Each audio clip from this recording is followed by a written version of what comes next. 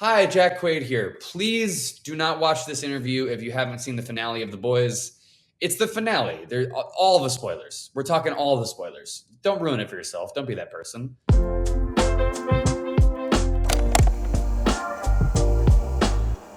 One of my favorite things, it's in episode 7 and in episode 8, like young Noir, grew up going to this pizza chain called Buster Beaver's. It's like a Chuck E. Cheese place. And he sees the animated characters, they come to life and they have a lot of interaction with him. But what I love about it most of all is it's definitely implied that for the entire run of the series, these characters just hang out with Noir.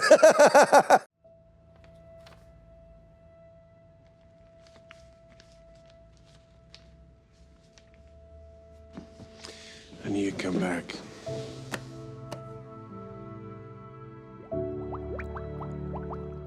One of the most interesting relationships that, for me in the show, has been the relationship between Homelander and Black Noir, which is actually, the backstory is revealed in the other Amazon Prime show, Diabolical. There's a little Homelander Black Noir backstory. If you haven't seen it, go watch it. So they've been very tight for a long time. He's like his wingman. He's goose to his maverick, so to speak. Did you know that I had a father out there? Alive this whole time?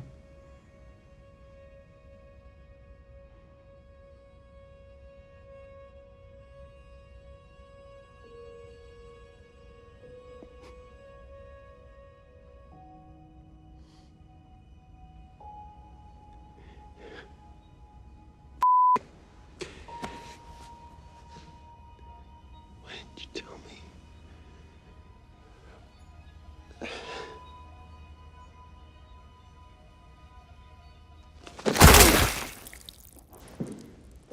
So what does he do? He puts a fist through him. So it was the end of an era, so to speak, when we took out that character. And Nathan's, he's done such a great job with the character. So it was a bit. It was also a fun scene to do because it was a fun scene, but a bit of a bittersweet moment. But anyways, rest in peace, Mr. Noir.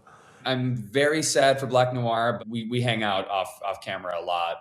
We're both like the people who play video games on set. So I'll never forget the day I brought my Nintendo Switch to work, and I will never forget the day in season 2 where he showed up at my door in the full Black Noir costume, and it had like bullets in it for the scene. And he just goes, "Do you want to play Super Smash Brothers?" in the mask. It was just the greatest image of all time. You asked a long time ago, why in Nicaragua did they take off his mask, and he was played, and Noir is played by a different actor besides Nathan Mitchell. And it came out of a conversation that I had with him where I said, okay, look, I said, we're gonna kill Noir. I said, but he's an easily recastable figure. Right? And so I said, so if I were you, I would have somebody else be the face of Noir. We'll kill that guy off. And then, if and when there's a season 4 and we have to recast the character.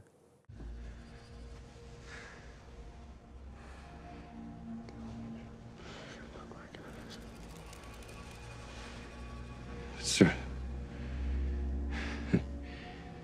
That sort of treason. Big word. Homelander's kind of lost it in a way. He's sort of devolved into this, manic, psychopathic state. He, wants me to kill someone, basically. And yeah, it was good. It was fun. We shot in a pool. Finally I got in the water. It was like the first time I'd been in the water the whole time. I got this wetsuit. The Deep had qualms about it, obviously. It was sort of the first time he made that decision to follow through, with something that was a big ask for Homelander. So we'll see what happens in season 4, potentially. We don't know. Maybe he has to murder a bunch of people. We don't know.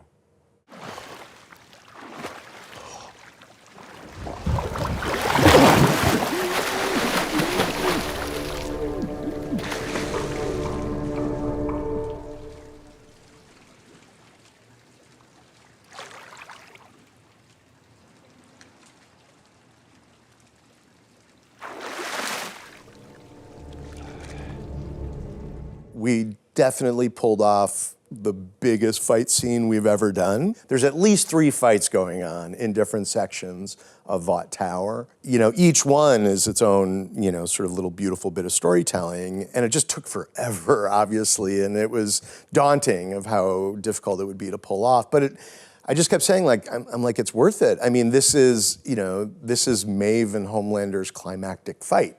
Like, you can't pull your punches with that, literally or figuratively.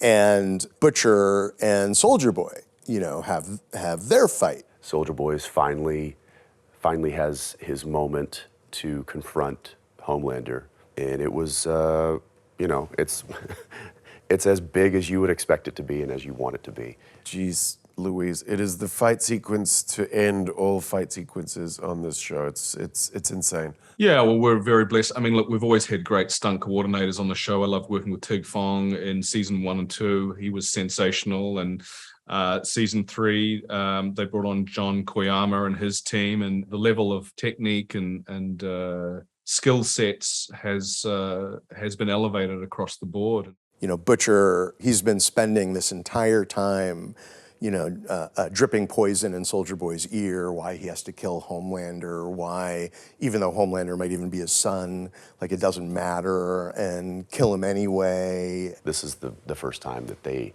are now facing off with that new information. And instead of it just being a fight to the finish, a fight of power, it's now, oh, are they now going to team up and be a father-son duo in power? Homelander is willing to accept Soldier Boy as his father, but also willing to accept him as almost like a co-captain, which, as we know from the first episode, he doesn't need a co-captain, nor does he want one. But now that he has this possible father-son dynamic, Homelander, he clearly wants to belong. He wants acceptance. He wants this feeling of camaraderie with people that not only adore him, but love him unconditionally, and he feels like he can have that with his father. And then, of course, we see that Soldier Boy is not willing to do that and basically gives him the old F.U. I am your son. I am your blood. That's all that matters. Maybe.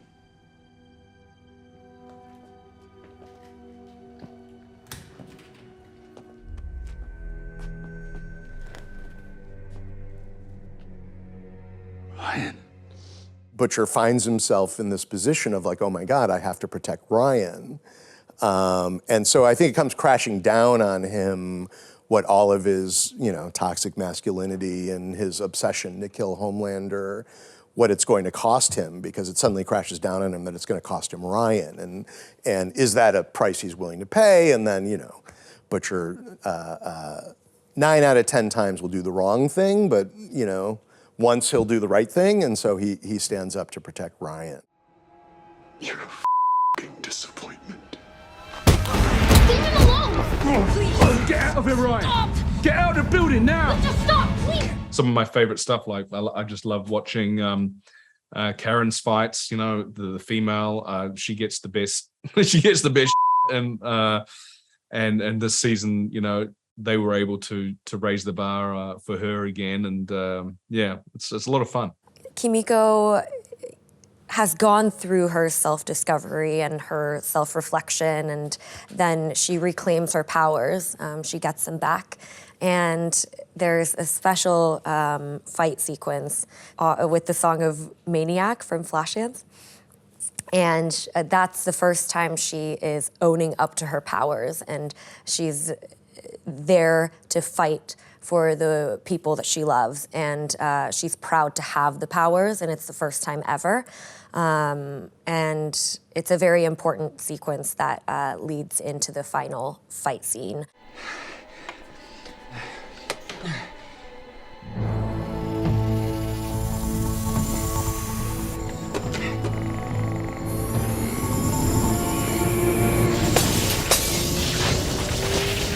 I remember being a little bit relieved, a lot relieved, that Hughie decides to throw away the Temp V and instead help Starlight, because I didn't want him to go too far down the rabbit hole to where audiences would just hate him.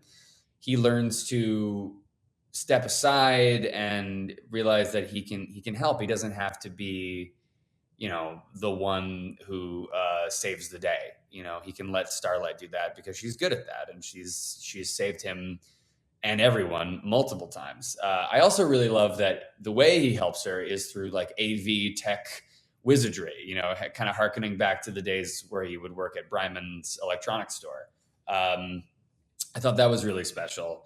And I think that that's a really good lesson for men, especially, knowing that strength doesn't have to come from, brute force or, I don't know, being macho or any of this bullshit. It's things that I've never really ascribed to, but I love that we have a message that true strength can be in vulnerability. It can be in taking care of people. I thought that was a really great lesson for Hughie to learn, especially. And I was really just happy to be a part of that arc. It's really cool.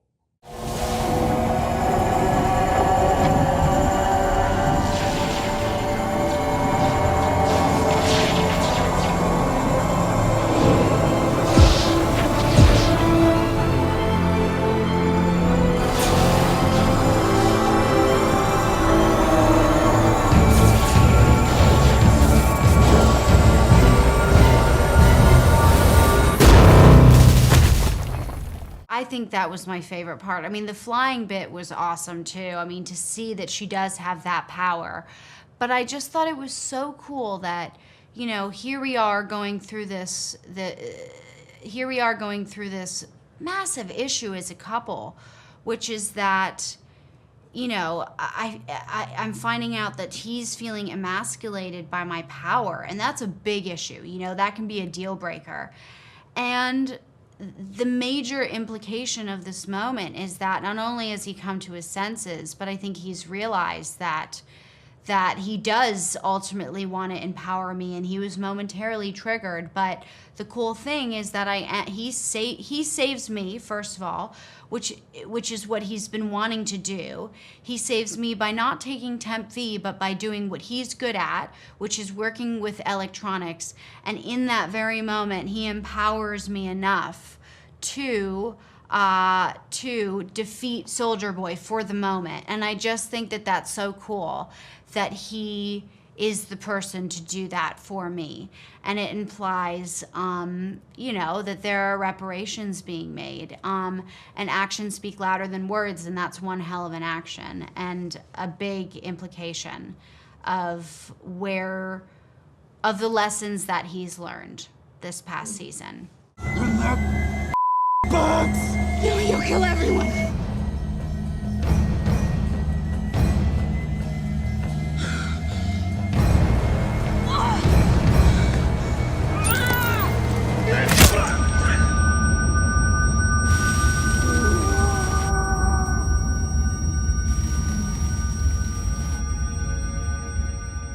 That moment was of supreme importance to not only to me, but to Butcher, because there's been a lot of talk this season about, where that line is, and how far are you willing to go.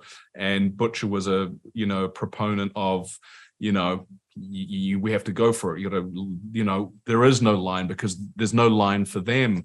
But in that moment, when Ryan comes out, we find Butcher's line, because Butcher has a choice whether to join the fight to take down Soldier Boy or save Ryan, and he chooses to save Ryan. And I think in that moment, there is, I think, an understanding of the true consequence of what he's done, and particularly, when Ryan then chooses to go with Homelander, the full horror of the consequence of his actions. It all comes back to him, and and that is the moral cost of making the wrong choice. Unlike season 2, this time he chooses Homelander because he's feeling like Butcher has betrayed him, and Ryan can sense that despite all Homelander's flaws, Homelander has a genuine affection and love for him, and he knows that he might not be the best dad, but he's genuine in his love for him, and so he goes with him. Dad, I want to go. Let's leave, please. I want to leave. Ryan.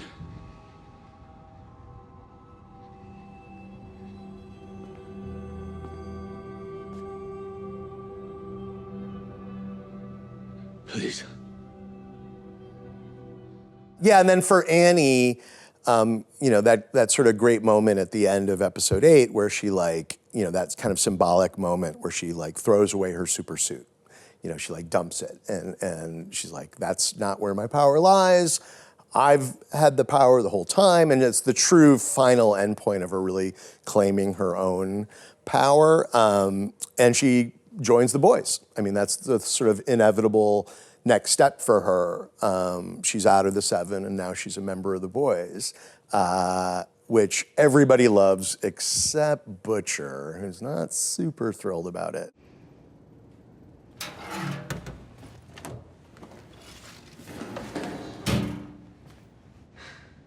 I don't need it.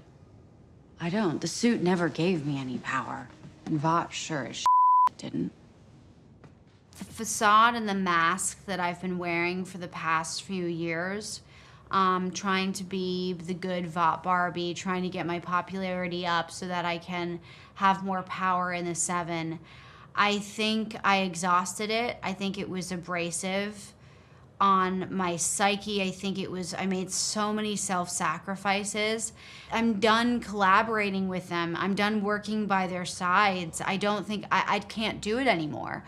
And so I think the implication is she's found her identity, and that is through radical honesty. She wants to expose Vought, she wants to expose Homelander, and she's going to do it outside of the corporation so she can shed this facade and be her true self. Which is just wanting to be an earnest, do-good superhero. I'm not exactly sure what the implications are of Starlight being a member of the boys. I love it, though. I love that she's coming over to our side officially, and she's throwing away her costume and fighting dirty with us. It's really cool. I'm Eric and the writers always nail it, and I'm really excited to see. I don't know anything about season 4, but I'm really excited to see how that shakes up our dynamic and what our working relationship is, how it affects Hughie and Starlight's romantic relationship. Does it make it better? Does it make it worse? Working with your partner, what is that? What are the ramifications of that? So yeah, I'm really excited to see what that does. And, selfishly for me, it just means I get to work with Aaron more, and, who wouldn't want that? That's amazing. Then at the very end of the show, there's a pretty epic reveal that not only is Ryan teamed up with Homelander in a father-son respect, but they come out in the public that they are father and son, and Ryan reveals to the world that he has powers, which is pretty exciting, and we get to see that love for his son in a pretty grotesque way. Someone throws something at Ryan in a public setting, in a crowd setting, and Homelander's instant response is to laser that man in half. So there's a moment there which does harken back to a certain someone saying that they could walk down Fifth Avenue and kill someone and no one would care. Luckily, it's just a TV show, but that's another realization for him that by him just being himself, he's actually winning what he's always wanted. Another thing that he's always wanted, which is that adoration of everyone. He wants to be worshipped like a god, and now him and his little buddy, his little sidekick son, may be able to achieve that dream.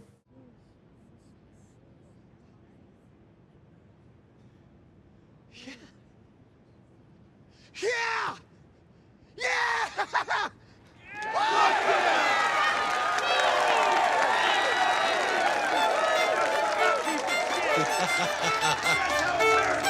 All right.